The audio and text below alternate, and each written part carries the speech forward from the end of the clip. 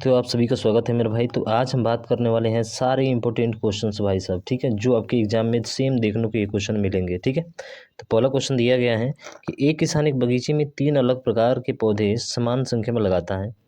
एक प्रकार के सभी पौधे एक आयत के रूप में लगाए जाते हैं, जिनमें से किसी भी आयत में एक से अधिक प्रकार के पौधे नहीं लगाए जाते हैं, और किसी भी प्रकार का कोई पौधा जो है शेष नहीं बचता है।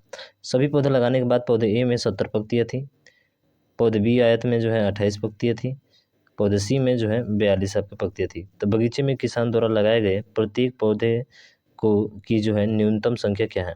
तो मेरे भाई न्यूनतम जब भी कहेगा तो ध्यान रखिएगा, ऐसे कंडीशन में आपको एलसीएम निकालना पड़ता है। क्या निकालना पड़ता है? एलसीएम। निकालने का अद्भुत तरीका क्या है मेरे भाई साहब? तो देखिए, अद्भुत तरीका ये है कि 70 लिखिए, 42 लिखिए और 28 लिखिए, यही तो नंबर है ना। बिल्कुल। अब यहाँ पे देखेंगे 28 का मतलब होता है कि 7 और 4 दोनों से कटना चाहिए। 42 का मतलब होता है 7 गुणे 6, यानी कि 7 से और 3 से भी कटना चाहिए, ठीक है। और 70 का मतलब आप जानते ही हैं। तो एक चीज़ ध्यान रखिए, इसमें क्या है कि सर 4 से कटने वाला हमको चाहिए। तो 4 से कटने वाला देखेंगे तो ना तो ये है, ठीक है, ना तो ये है, 2 तो खत्म हो गए। फिर आप देखेंगे कि 6 से कटने वाला, 3 से कटने वाला, तो 3 से कटने वाला तो ये नहीं है तो कौन सा है? केवल ऑप्शन नंबर बी है। तो बस आपका हो गया मेरे भाई, ऑप्शन नंबर बी ही आपका क्या होगा? राइट आंसर होगा। तो ऐसे क्वेश्चन को उड़ाते हैं भाई साहब, आपको एलसीएम निकालने की जरूरत नहीं पड़ेगी, बहुत फास्ट कर सकते हैं, समझ रहे हैं ना।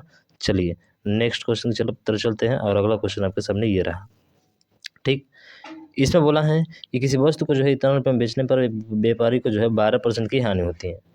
यदि वो इसे इतना में बेचे तो उसका लाभ या हानि प्रतिशत क्या होगा? तो मेरे भाई इतना में क्या कर रहा है? बेच रहा है, 12% की हानि हुई है। अगर मान लीजिए कि पूरा 100% है, 100% में 12% की हानि हुई है, तो बचा कितना? 88%। और वो 88 की वैल्यू दिया है, 88% की वैल्यू दिया है आपका 211, क्योंकि ये भी विक्रय मूल्य है और ये भी विक्रय मूल्य है, तो दोनों आपस में बराबर हो जाएंगे, होंगे कि नहीं? बिल्कुल सर, हो जाएंगे। अब देखिए, अब इसको कटाना है, तो ऐसे देखिए ना, इसके कितने गुना दिख रहा है? लगभग नहीं दिख रहा है तो कटाइए आप 11 से, तो 11 से 8 बार में कट जाएगा। 11 से कटाइए इसको, तो 11 से कटेगा तो 11 एकम 11, 11 9 99 और 11 दूना के 22, यानी कि 19.20 में कटेगा। फिर 8 से कटा दीजिए, तो 8 दूना का 16, ठीक है, दशमलव, और चूँकि कितना हो जाएगा? 32 जीरो। हमें तो 100% की वैल्यू चाहिए, यानी कि सीपी चाहिए हमको, तो 100% निकालेंगे ना। तो 100% का मतलब कितना हो जाएगा? आप कहेंगे सर 100 से गुणा करेंगे 240 हो जाएगा। 240 में खरीदा, 248 में क्या क्या है? बेचा है, इतना में, ठीक है। तो कितने का लाभ हो रहा है? लाभ हो रहा है ना। तो हानि वाला तो ऑप्शन खत्म हो गया भाई साहब, हानि वाला ऑप्शन क्या हो गया? खत्म हो गया। होगा तो इसको क्या होगा? होगा तो इसको लाभ ही होगा। अब कौन सा होगा? चलिए देख लेते हैं कितना का लाभ हुआ है। तो आप कहेंगे 8.4 का लाभ हुआ है, 8.40 का, किस पर? 240 पर, परसेंटेज के लिए 100 से गुणा, तो ये जीरो तो जीरो खत्म हो जाएगा, ठीक है। और जैसे 2 जीरो से इसमें गुणा करेंगे तो 840 हो जाएगा। कितना हो जाएगा? 840/24 हो जाएगा, ठीक है। 840 बटा कितना हो जाएगा? 24 हो जाएगा। कितना बार जाएगा? तो 24 तिया 72, लगभग 3 बार जाएगा, तो 5 तो होगा नहीं। ऑप्शन नंबर डी आपका राइट आंसर हो जाएगा, ठीक है। तो ऐसे भी करके बहुत तेज़ी से आप निकाल सकते हैं, कहीं पे कोई दिक्कत नहीं होगा। बात समझ में आ गई? बिल्कुल सर, आगे बढ़ते हैं। अगला क्वेश्चन ये रहा, जीवा ने एक वस्तु को इतना में खरीदा और उसे क्रय मूल्य पर 25% ज़्यादा मूल्य पर बेचा। तो देखिए 2500 में खरीदा है, ठीक है, और 25% मतलब 1/4 पर ज़्यादा पर बेचा है, तो 1/4 पहले निकाल लीजिए। तो 1/4 निकालेंगे तो कितना होगा? देखिए 2 जीरो 25 बार में कटेगा, 25 में 25 का गुणा करेंगे 625 हो जाएगा, ठीक है। कितना हो जाएगा? 625 हो जाएगा। तो 625 ज़्यादा 2500 से 625 ज़्यादा कितना हो जाएगा? तो आप कहेंगे सर जोड़ देंगे, ये हो जाएगा 3125। कितना होगा? 3125। अब कह रहा है कि तथा उस पर जो है ना 125 रुपया अदा कर दिया, यानी 125 रुपया किसी को दे दिया है, तो बचा कितना? आप कहेंगे सर अब बचा उसके पास 3000। तो लाभ कितने का हो रहा है? 2500 में खरीदा है, 3000 में बेचा है, लाभ कितने का हुआ भाई साहब? 500 का हुआ।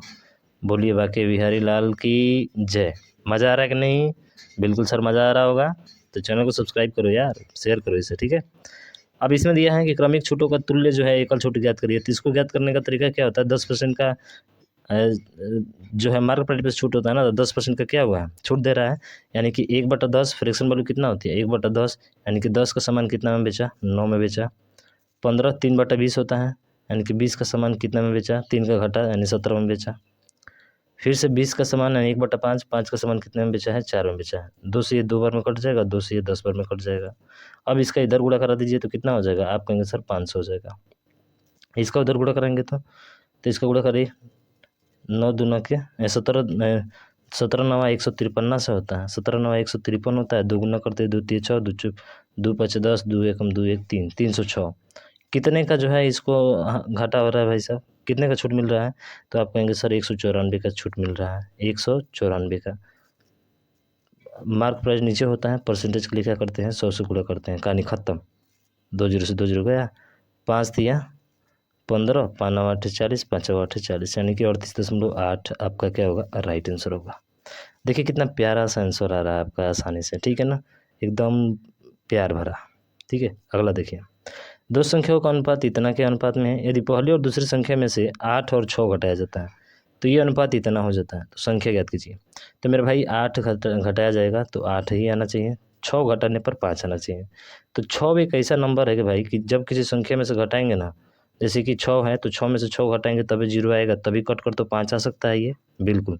तो इसका मतलब 6 घटाने पर इसमें से दूसरा में से आएगा, नहीं आएगा, इसमें से घटाएंगे तो आ जाएगा। देखिए 6 में से 16 में से 6 घटाइए कितना होगा, 10, और 8 घटाइए पहले में से, 24 में से 8 घटाएंगे कितना आ जाएगा, आप कहेंगे सर 16 हो जाएगा, बस काम खत्म, 2 8 16, 2 5 10, आ गया ना। तो भैया थोड़ा सा माइंड को अपने लगाना है, आसानी से आपका आंसर आ जाएगा। देख रहे हैं कितना ईजी तरीके से आ रहा है। अगला देखिए, अगला है कि श्रीमान शर्मा गुप्ता, ठीक है, और श्रीमती, ये जो व्यवसाय करते हैं इतना इतना लगाते हैं, निवेश करते हैं, 6 महीने बाद श्रीमान शर्मा व्यवसाय छोड़ देते हैं, 8 महीने बाद इतना का लाभ हुआ है, तो श्रीमान गुप्ता का हिस्सा कितना है? तो मेरे भाई 8 महीना श्रीमान गुप्ता का पूछा है, तो मैं तो आपको चाहूँ तो विद इन सेकंड में कर सकता हूँ। कैसे? इसने पूछा है श्रीमान गुप्ता कितना है भाई साहब, यहाँ पे 8 है, तो 8 का जो है कटने वाला, बाकी 3 जीरो सब में कॉमन है भाई साहब, 3 जीरो सब में कॉमन है, ठीक है, 3 जीरो सब में कटना, 8 से कटने वाला कौन है, केवल ऑप्शन नंबर डी है, तो डी इसका राइट होगा। अब कहेंगे कि सर कैसे होगा, करके दिखाइए, ठीक है, मैं भाई करके दिखाऊंगा, चिंता ना करो, ठीक है। 3 जीरो पहले ही काट दो यहाँ से, तो ये देखिए ये है 4, ठीक है, ये है आपका 8 और ये है आपका 6। भैया इसने जो है कितने वर्षों तक किया है, 6 महीने तक काम किया, वर्ष नहीं महीना, 6। उसके बाद से बाकी जो 8 महीना है ना, तो यानी कि ये दोनों जो है 8-8 महीने काम किए हैं।